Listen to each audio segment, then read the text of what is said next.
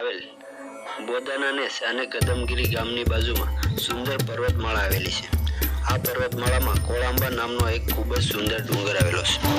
આ પર્વત પર બિરાજમાન કામળિયા આહિર તેમજ ઘણા જ અન્ય સમાજના આરાધ્ય દેવી કમળાઈ માતાજીનું મંદિર આવેલું છે।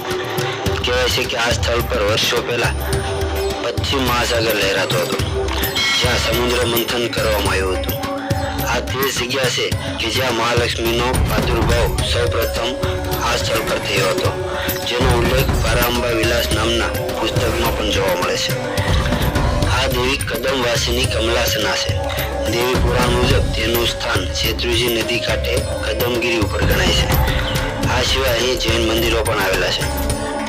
કદમ વનવાસીની દેવીનું તે સ્થળ હોવાથી લક્ષ્મી માતાનું પહેલું કદમ આ ડુંગર ઉપર પડ્યું હતું, એટલે જ આ પર્વતને કદમગીરી કહેવામાં આવે છે। આ પર્વતના નામની આવી લોકવાયકા અહીં પ્રસિદ્ધ છે। કોલ સાધકો જે મહાન સિદ્ધો હોય છે તે પહાડ ઉપર શિખરે જતા પૂર્વમાં ડાબી તરફ લીમડાનું પુરાણું ઝાડ આવેલું છે, ત્યાં ઘણા વર્ષો પહેલા ઊંડી ગોખલો હતી। તે ખાડાઓ આ સાધુના ભોયરા છે, જેમાં રહીને તે સંતો અહીં ઉપાસના કરતા હશે।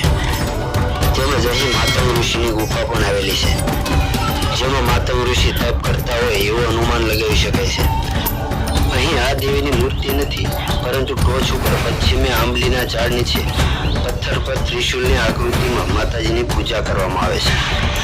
કહેવાય છે કે આજે પણ તે વખતના લોકો એવું કહે છે કે બજરંગદાસ બાપા એમના સાધના કાળ દરમિયાન અવારનવાર શ્રી વિષ્ણુ સહસ્ત્રના પાઠ કરવા અહીં આવતા હતા, અને તે જ આ પહાડ અને આ પહાડને સંસ્કૃતમાં કોલંબા એટલે કે કોલ અંબા, કોલ સાધુની અંબા, આ પરથી અહીં આવેલા પર્વતને અહીંના સ્થાનિક લોકો કોળાંબા ડુંગર તરીકે ઓળખે છે।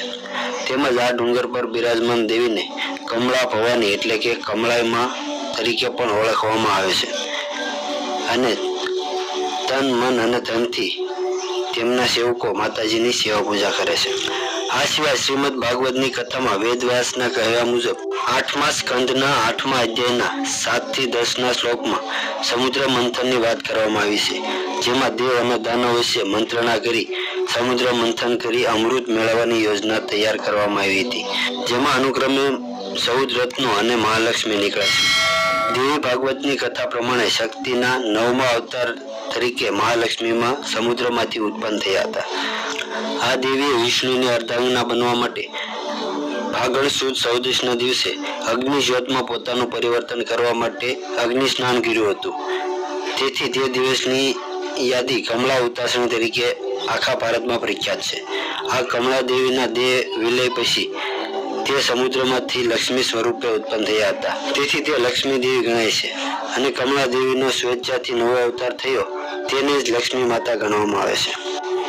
અને આ જ કારણે દર વર્ષની ફાગણ સુદ 14ની સંધ્યા સમયે અહીં કમળા હોળીનું પ્રાગટ્ય કરવામાં આવે છે, જે પરંપરા વર્ષોથી અહીંના સ્થાનિક લોકો નિભાવે છે। અને આ સમયે અહીં મોટો મેળો ભરાય છે, અને હજારો શ્રદ્ધાળુઓ કમળા માતાજીના દર્શન કરવા માટે ઉમટી પડે છે।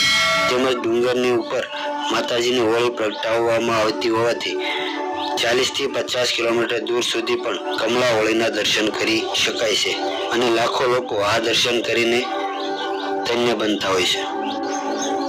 બીજા એક મત પ્રમાણે દક્ષ રાજાના યજ્ઞની કથામાં મહાસતી પાર્વતી ક્રોધવશ થઈને અગ્નિ સ્નાન કરે છે, અને તેના મૃત શરીરને ભગવાન મહાદેવ હાથમાં લઈને તાંડવ નૃત્ય કરવા લાગે છે, જેને લીધે ભગવાન વિષ્ણુ દુનિયાના નાશ થઈ જવાના ભયથી મહાસતીના મૃત શરીર પર સુદર્શન ચક્ર ભેગી ટુકડા કરવામાં આવે છે, જે ટુકડા જ્યાં જ્યાં પડ્યા હતા ત્યાં ત્યાં એક એક શક્તિપીઠ બની ગઈ, એવો ઉલ્લેખ દેવી ભાગવતમાં પણ કરવામાં આવેલો છે, જે મુજબ 24મી શક્તિપીઠ કમલાલય એટલે કે કદમગીરી એટલે કે કમળા માતાજીની જે જગ્યા છે ત્યાં માતાજીનો મૃત શરીરનો એક ભાગ પડ્યો હતો। આ જગ્યા એક શક્તિપીઠ ગણાય છે, પરંતુ આ વાત એક લોકવાયકા માનવામાં આવે છે।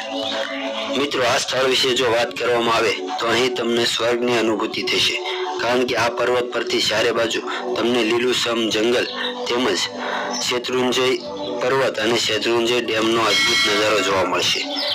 તેમજ અહીં આવેલ નાનકડા એવા ટપક વીડાની મુલાકાત પણ તમારા માટે યાદગાર બની રહેશે, કારણ કે અહીં ખૂબ જ સુંદર નાનું ઝરણું અને શાંત વાતાવરણ તમારું મન મોહી લેશે।